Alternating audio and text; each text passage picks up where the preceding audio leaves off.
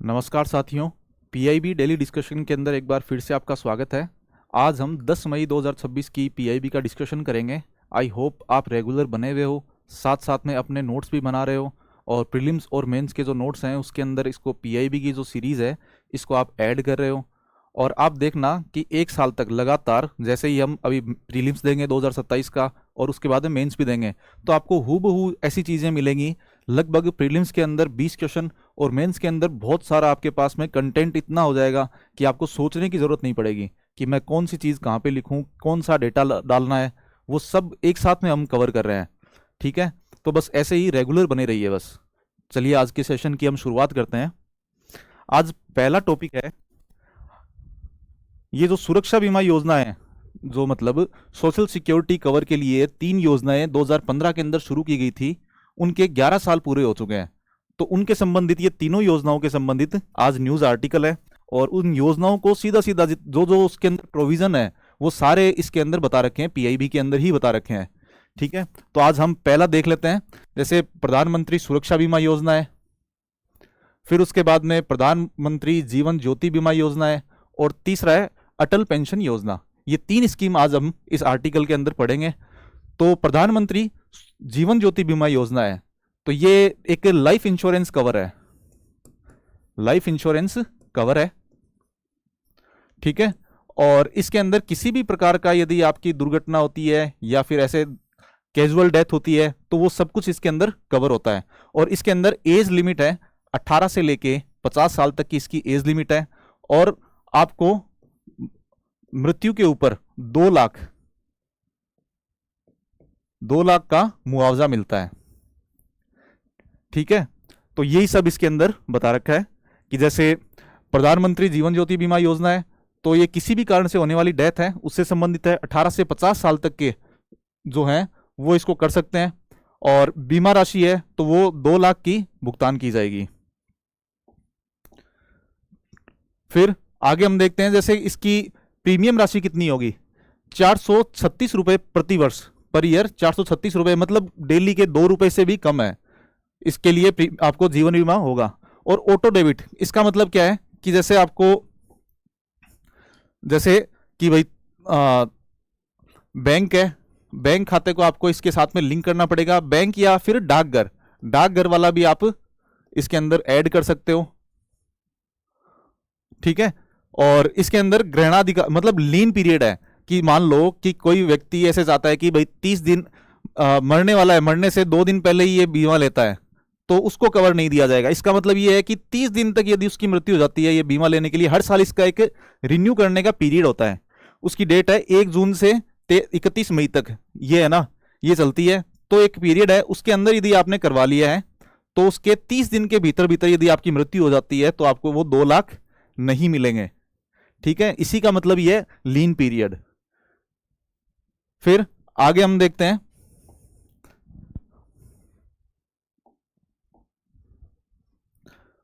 फिर अगली योजना है प्रधानमंत्री सुरक्षा बीमा योजना। सुरक्षा बीमा योजना ये जैसे दुर्घटना वगैरह हो जाती है उसके लिए ये योजना है। और उसके लिए हर जैसे मृत्यु होती है या विकलांगता, पूर्ण विकलांगता आ गई है या फिर अर्ध विकलांगता है, इस आधार पे इसको 3 पार्ट के अंदर बांट के और आपको बीमा सुरक्षा दी जाती है। और इसका एज है, जैसे उसके अंदर 18 से 50 था तो इसके अंदर 18 से 70 है। ठीक है, तो जैसे ये प्रधानमंत्री सुरक्षा बीमा योजना है तो ये इंश्योरेंस है डेथ और डिसेबिलिटी के लिए, डेथ और डिसेबिलिटी के लिए ये है। और 18 से 70 वही बैंक होगा या पोस्ट ऑफिस होगा, आपका अकाउंट होगा और उससे आपके ऑटो डेबिट हो जाएंगे, मतलब अपने आप ही रुपए कट जाएंगे। हर महीने होते हैं या हर साल होता है, उस तरीके से आपको एक बार करना होता है, उसके बाद में ऑटो डेबिट होते रहते हैं। ठीक है, अब जैसे डेथ है, एक सेकेंड, हाँ, अब इसके अंदर जैसे मृत्यु है, मृत्यु के ऊपर आपको 2 लाख रुपए मिलेंगे। पूर्ण विकलांगता हो गई है, पूर्ण विकलांगता का मतलब क्या है कि दोनों हाथ या दोनों पैर ऐसे कुछ होता है तो भी आपको 2 लाख मिलेंगे। आंशिक विकलांगता है, जैसे मतलब एक आंख है या फिर एक हाथ है, ऐसा कुछ हुआ है तो आपको 1 लाख रुपए मिल जाएंगे। ठीक है, फिर तीसरा है, ये सबसे इंपॉर्टेंट योजना है अटल पेंशन योजना, और इसको सरकार काफी बढ़ावा भी दे रही है। हालांकि इन तीनों योजनाओं के अंदर से इसका जो सब्सक्रिप्शन है मतलब जितने लोगों ने लिया है वो कम है, वो डेटा हमारे काम का नहीं है, क्योंकि डेटा भी उसके अंदर दे रखा था, वो मैंने इसके अंदर ऐड नहीं किया। तो इसके अंदर अटल पेंशन योजना है, तो ये क्या है कि असंगठित क्षेत्र के जो श्रमिक हैं उनके लिए है। संगठित क्षेत्र के लिए तो अलग अलग स्कीम वैसे भी चलती हैं, ईएसआईसी है, ये सब करते हैं, आपको पता है ईपीएफओ है, वो भी होता है। तो ये असंगठित क्षेत्र के लोग हैं, तो वो जो पेंशन है उससे वंचित रह जाते हैं, इसलिए ये इस स्कीम को लेके आए थे। इसकी पात्रता क्या है, 18 से लेके 40 साल तक इसकी पात्रता होती है। और जब आप 60 साल के हो जाओगे, 60 साल के बाद में आपको 1000 से लेके और 5000 तक की, वो आपको डिपेंड करता है कि आपने कितने रुपए का या किस एज के अंदर आपने इसको शुरू किया है। जैसे आपने 18 से ही शुरू कर दिया था, आपने उसको देना, पैसे पैसे जमा कराने, तो फिर ना आपकी पेंशन थोड़ी ज्यादा हो जाएगी, वो डिपेंड करता है कि, लेकिन ये है कि 1000 से 5000, ये आपको याद रखना है, ठीक है। और लाभ वितरण किस तरीके से होगा इसका, कि मतलब पेंशन अमाउंट है तो उसका डिस्ट्रीब्यूशन है, तो वो किस तरीके से होगा कि पहले ग्राहक को, फिर उसके बाद में यदि उसकी मृत्यु हो जाती है तो फिर उसके जीवन साथी को, और यदि उसकी भी मृत्यु हो जाती है तो उसके बाद में जो अमाउंट बचा है तो वो आपके जो नॉमिनी होंगे उसको दे दी जाएगी। फिर इसके बाद में प्रशासक कौन है, पीएफआरडी है, pension fund regulatory and development authority है, तो वो इसका प्रशासक है। और इसकी देखरेख कौन करता है, जो एनपीएस है वही करता है। नेशनल पेमेंट सिस्टम है, पेंशन सिस्टम है, वो करता है इसको, ऑपरेशन है ना, नेशनल पेंशन सिस्टम करता है।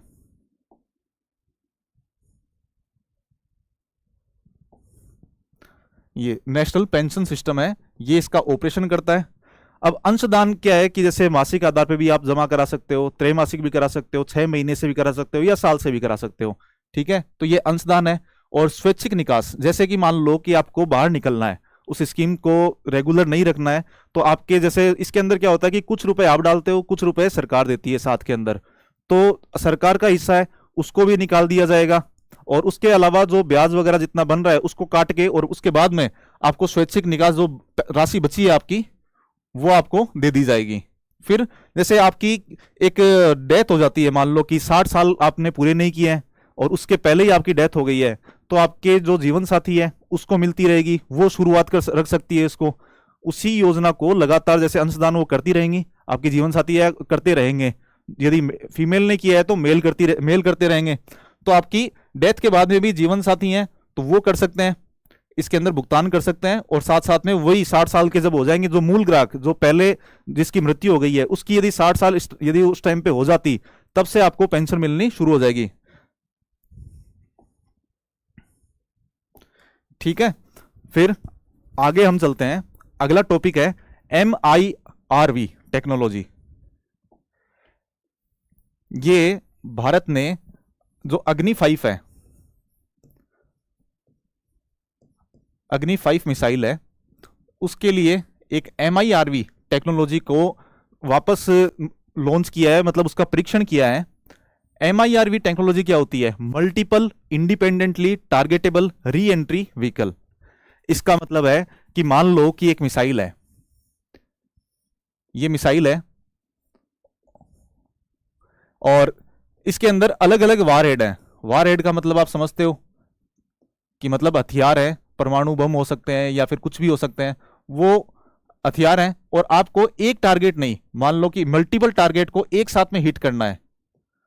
यहां पे मान लो पाकिस्तान की कोई आतंकवादी वहां पे शरण ले रखी है, उन्होंने कुछ ट्रेनिंग कैंप चला रहे हैं, तो वहां पे इनको अलग अलग जगह टारगेट करना है, तो उसको एक ही मिसाइल के थ्रू किया जा सकता है। और इसकी सबसे ज्यादा फायदा क्या होगा कि ये जैसे रडार वगैरह है या जो डिफेंस सिस्टम लगे हैं, जैसे मान लो कि S-400 भी है, तो इसको भी पार कर सकती है वो, ये टेक्नोलॉजी इसको भी पार कर सकती है, ठीक है।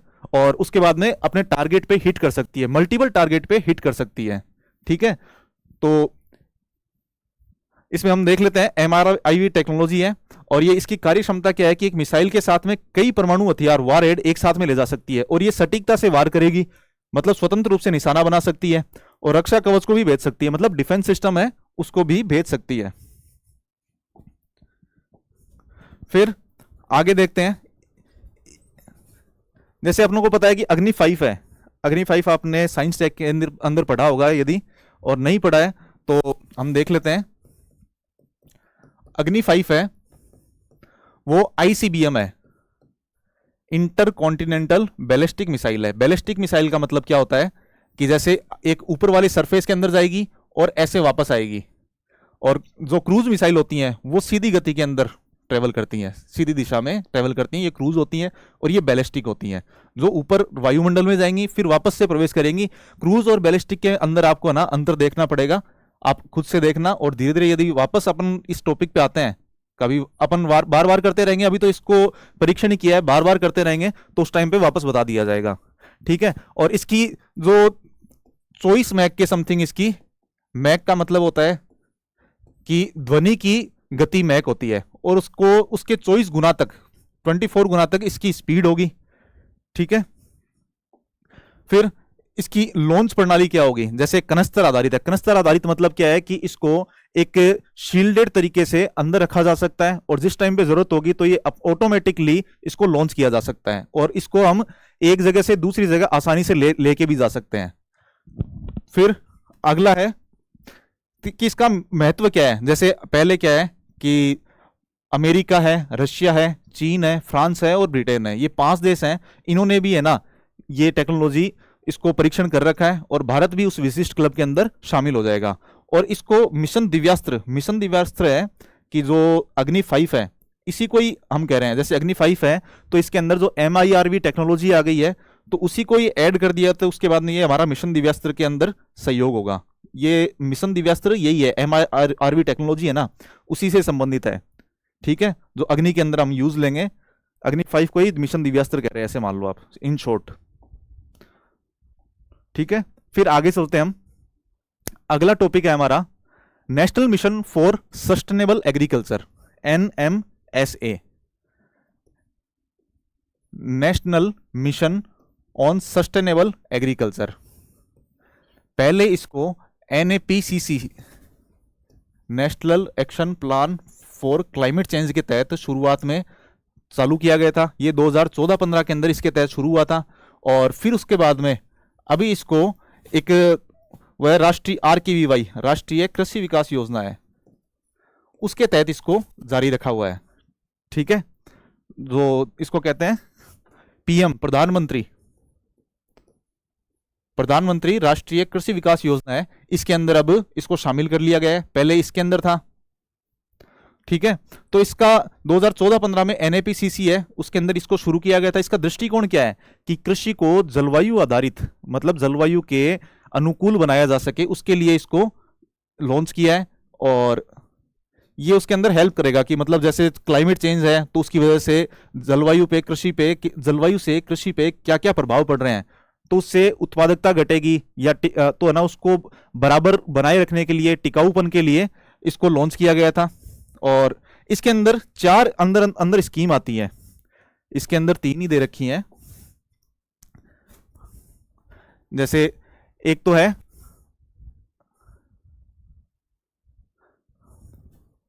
इसके अंदर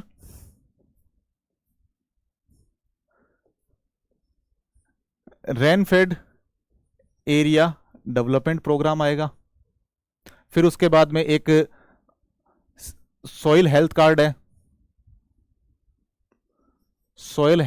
है, वो आएगा।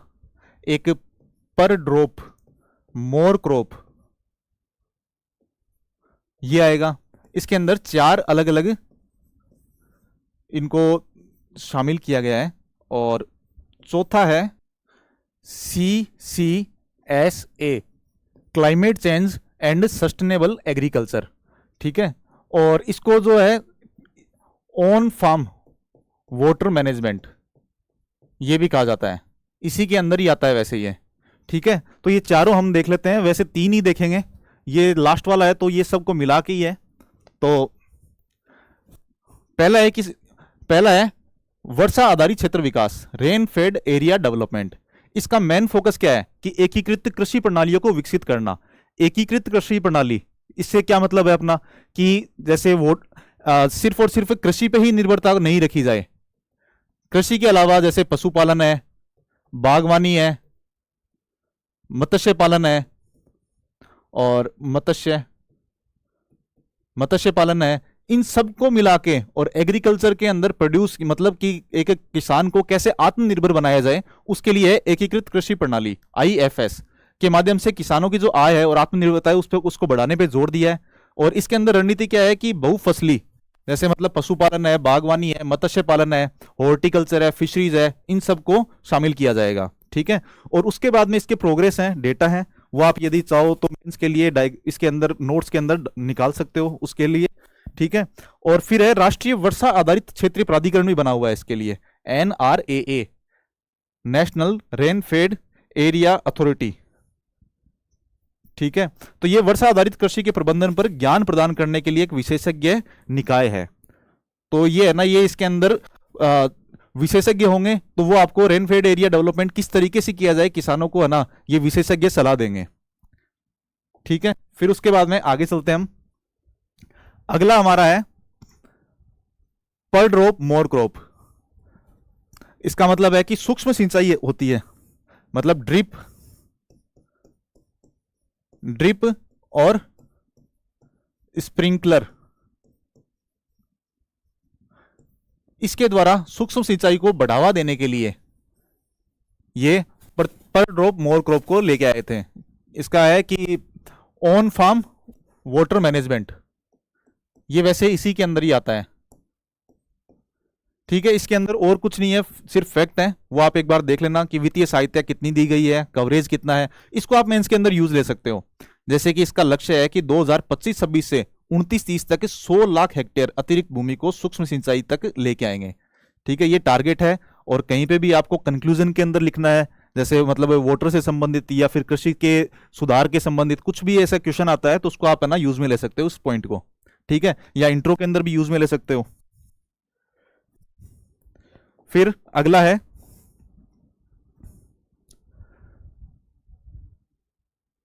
मृदा स्वास्थ्य प्रबंधन, सॉइल हेल्थ मैनेजमेंट। जैसे आपको पता है कि 2015 के अंदर ये सॉइल हेल्थ कार्ड आया था, सॉइल हेल्थ कार्ड 2015 के अंदर आया था, और इसका था स्वस्थ धरा तो खेत हरा।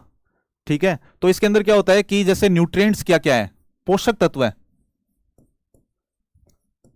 प्राइमरी सेकेंडरी न्यूट्रिएंट है, तो वो कौन कौन से हैं आपके खेती के अंदर, और उसके लिए कौन कौन सी आपको फसलें उगानी चाहिए, उससे संबंधित आपको एक आइडिया लग जाता है। जैसे सॉइल हेल्थ कार्ड होगा उसके अंदर, और इसमें क्या होगा कि ये हर 2 साल से आप है ना इसको वापस अपनी सॉइल को 2 साल से आप चेक करवा सकते हो।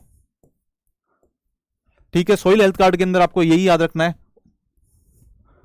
फिर उसके बाद में जैसे मानचित्र है कि है ना मॉडल गांव है, तो उसके अंदर मृदा उर्वरता का मानचित्र की भाई किस तरीके से कहां पे पानी की कमी हो रही है, कौन सा न्यूट्रिएंट किस एरिया के अंदर कितना कम है, उस सब के आधार पे आपको एक जैसे कृषि विज्ञान केंद्र होते हैं तो वहां पे आपके डेटा जाते हैं, और फिर कृषि विज्ञान केंद्र हैं तो स्थानीय किसानों को सलाह देते हैं कि किस तरीके से आपको कौन कौन सी खेती करनी चाहिए। फिर मृदा एवं भूमि उपयोग सर्वेक्षण, ये क्या है कि एक मानचित्र तैयार करने के लिए एक संस्था है। ठीक है, इसके मतलब एक सर्वेक्षण है, ये संस्था नहीं है। तो जैसे है कि सॉइल हेल्थ कार्ड है तो 95.79 करोड़ है ना, अभी फरवरी 2026 तक ये इतने कार्ड जारी किए जा चुके हैं। फिर जैसे ICR की क्या भूमिका है इसके अंदर, और कौन कौन से अपन, जैसे ये है NICRA 2011, national innovation on climate resilient agriculture. ठीक है, जलवायु अनुकूलित कृषि पर राष्ट्रीय नवाचार कार्यक्रम। ठीक है, तो ये स्थान पे कौन से स्थान पे कौन सी टेक्नोलॉजी होगी तो उसका है ना ये प्रदर्शन करता है। ठीक है, तो ये बताता है कि कौन से स्थान पे आपको कौन सी टेक्नोलॉजी का यूज लेना है। और फिर उसके बाद में जलवायु प्रतिरोधी किस्में हैं तो वो बनाई जा रही हैं, ICR है तो वो इनको बढ़ा रहा है जलवायु प्रतिरोधी किस्में। फिर जिला कृषि आकस्मिक योजनाएं हैं, जैसे 651 जिलों के अंदर वैधता आकलन के बाद विशिष्ट योजनाएं विकसित की गई हैं, और SDG के साथ में इसका जुड़ाव है। ये मेंस के अंदर आप कंक्लूजन के अंदर लिख सकते हो ऐसी चीजें कि SDG को आपको हमेशा जोड़ना चाहिए। जो कंक्लूजन है, मान लो आपके पेपर है, पेपर के अंदर 1-2 क्वेश्चन के अंदर आप ना कंक्लूजन SDG के थ्रू दे सकते हो। तो जैसे कि ये SDG 2 जैसे जीरो भूख, जीरो हंगर, SDG 6 है, इसको भी ये पूरा करता है। फिर SDG 13 है जो जलवायु कार्यवाही है, उसके अंदर भी इसका योगदान है। ठीक है, तो इस तरीके से आप इनको ऐड कर सकते हो। फिर आगे हम देखते हैं, अगला टॉपिक है प्रधानमंत्री ग्राम सड़क योजना है। उसके 25 साल हो चुके हैं। जैसे ये 2000 के अंदर प्रधानमंत्री अटल बिहारी वाजपेयी थे जिस टाइम पे, उस टाइम पे ये योजना लाई गई थी। और उसके अलावा जैसे जनमन है तो इसको भी इसके साथ में शुरू कर दिया है। जनमन में क्या होता है कि ये आदिवासियों के लिए, आपको पता है जनमन स्कीम है ये आदिवासियों के लिए। आदिवासी भी कौन से, जो पीवीटीजी हैं भारत के अंदर, particularly vulnerable tribal group, PVTG है। तो इनको 75 है ये, तो उनके विकास के लिए इसको जनमन को शुरू किया गया था। ठीक है, तो उसके अंदर लगभग 11, जैसे स्वास्थ्य, शिक्षा, ऐसे 11 क्षेत्र हैं। तो उसमें एक सड़क भी है, तो सड़क विकास है तो वो इसके थ्रू की जाएगी। ठीक है, तो हम देख लेते हैं कि इसके अंदर जैसे ग्राम सड़क योजना है तो इसके 25 साल हो गए, तो उसके बारे में थोड़ा सा देख लेते हैं हम कि जैसे 25 दिसंबर 2000 को अटल बिहारी वाजपेयी ने शुरू की थी। उस टाइम पे प्रधानमंत्री थे अटल बिहारी जी। और उद्देश्य क्या है इसका कि जैसे 500, यदि किसी ग्रामीण क्षेत्र के अंदर, वो जो मैदान के अंदर है, मैदानी क्षेत्र है, मैदानी राज्य है वहां पे, तो 500 से ज्यादा है तो उनको, और जो पहाड़ी या नॉर्थ ईस्ट के हैं तो वहां पे किसी गांव के अंदर 250 लोग हैं, ठीक है, या मरुस्थली है, जनजाति है, पहाड़ी है, तो इन यदि गांवों के अंदर इतने इतने, यदि इससे ऊपर लोग हैं तो आपको 12 सड़कों से उनको जोड़ा जाएगा। ठीक है, तो इस तरीके से ये स्कीम थी। आप गांव के अंदर देखते भी हो कि ये एक बोर्ड लगा रहता है, प्रधानमंत्री ग्राम सड़क योजना का अलग से बोर्ड लगा रहता है रोडों के पास में। ठीक है, तो इसकी प्रकृति पहले तो थी 100% केंद्र सरकार देती थी, लेकिन अब उसको चेंज कर दिया गया था और अब 60-40 है। ये केंद्र और राज्य का योगदान 60-40 है। ये प्री के लिए काम का है, आपको याद रखना है 60-40 का रेशियो। ठीक है, फिर आगे हम चलते हैं। अब इसका एक चौथा चरण शुरू किया गया है। ये अलग अलग चरणों के अंदर इन सड़कों का विकास किया गया था और अभी जैसे 2024 से लेके 26 तक इसके चौथे चरण को शुरुआत किया गया है। ठीक है, तो जैसे कुछ विशेष बस्तियां हैं, कोई दूर वाली छोटी आबादी वगैरह रह रही है, तो उनको भी अब जोड़ा जा रहा है चौथे चरण के अंदर। और उसके अंदर जैसे मतलब प्लास्टिक को रीयूज करना है, रिसाइकिल करके, और उसको सड़क के अंदर कैसे आप ले सकते हो, हरित सड़क कैसे बना सकते हो, इन नई नई टेक्नोलॉजीज का यूज में लिया जा रहा है। ठीक है, जैसे प्लास्टिक कचरे का उपयोग है, कोल्ड मिक्स कर रहे हैं, हरित सड़क बनाने का है, अवधारणा पर जोर दिया गया इसके अंदर। ठीक है, तो आर्थिक गलियारे जैसे ग्रामीण सड़कों को प्रमुख आर्थिक केंद्रों, ग्रामीण हाटों और कृषि केंद्रों से जोड़ने को प्राथमिकता दी गई है। ठीक है, तो ये 2024 से 26 तक जो चौथा इसका फेज है, तो उसके अंदर इनको किया जा रहा है। फिर जैसे हम पीएम जनमन के बारे में देख लेते हैं, प्रधानमंत्री जनजाति आदिवासी न्याय अभियान महाअभियान। तो ये पीवीटीजी के लिए है, मैंने बता दिया था आपको। 11 सेक्टर हैं लगभग, जैसे सुरक्षित आवास है, स्वच्छ पेयजल है, शिक्षा है, स्वास्थ्य है, सड़क है। तो इसके अंदर जो सड़क कनेक्टिविटी है, ये प्रधानमंत्री ग्राम सड़क योजना है, उसके अंदर इसको जोड़ा जाएगा। ठीक है, इन दोनों को मिक्स कर दिया है थोड़ा सा, ये मान लो आप। फिर कार्यान्वयन है, तो ये 9 मंत्रालयों के द्वारा किया गया है और 11 महत्वपूर्ण हस्तक्षेप है। हस्तक्षेप का मतलब ये वाली चीजें जो प्रमुख एरिया है वो। ठीक है, फिर अगला टॉपिक है पोची से बाईशाद। प्रधानमंत्री ने पोची से बाईशाख है, इसके अवसर पर गुरुदेव रविंद्रनाथ टैगोर को श्रद्धांजलि अर्पित की है। ठीक है, तो ये क्या है, पोची से मतलब 25, बाईशाख मतलब वैशाख,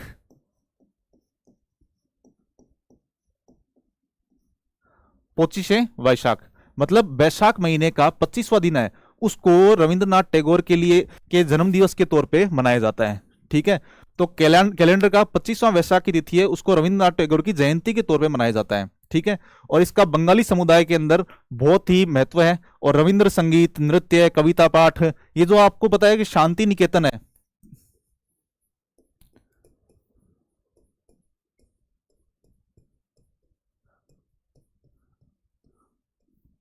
उसको यूनेस्को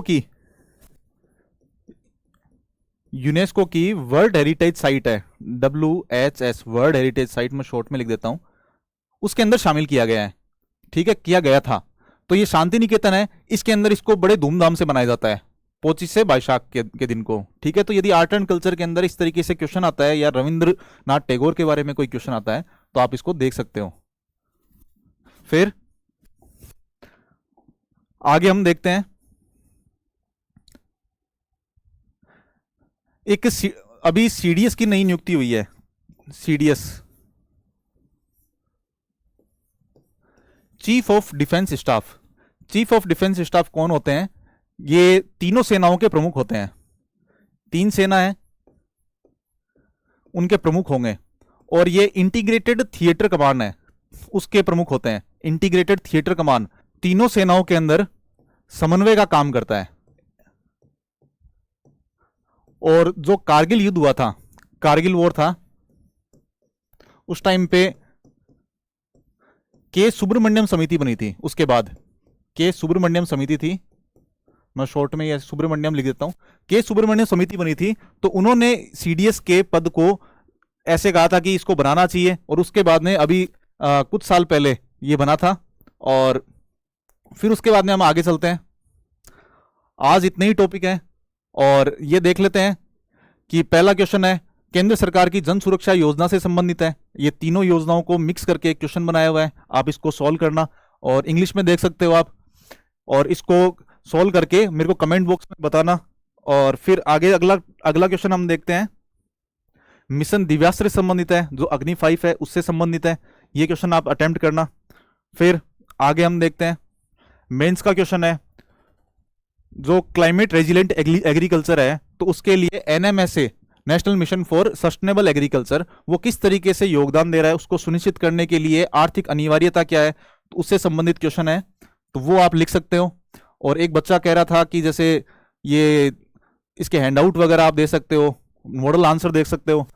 इतना पॉसिबल नहीं होगा, और हो सकता है कि आप यदि अच्छा लिखो तो उसको आप, उसके लिए आप इस हमारी ऐप के ऊपर जाके या हमारे एक हेल्पलाइन नंबर है उस पर आप कॉल करके और आप पूछ सकते हो कि कौन कौन से कोर्स हैं। और स्टडी विद डीजे ऐप है अपनी, उसके आप विजिट करके, और मेंटरशिप कोर्स चल रहा है अपना मेंस आंसर राइटिंग के लिए, तो उसको ज्वाइन कर सकते हो। ठीक है, चलिए आज का सेशन यहीं समाप्त करते हैं। Thank you.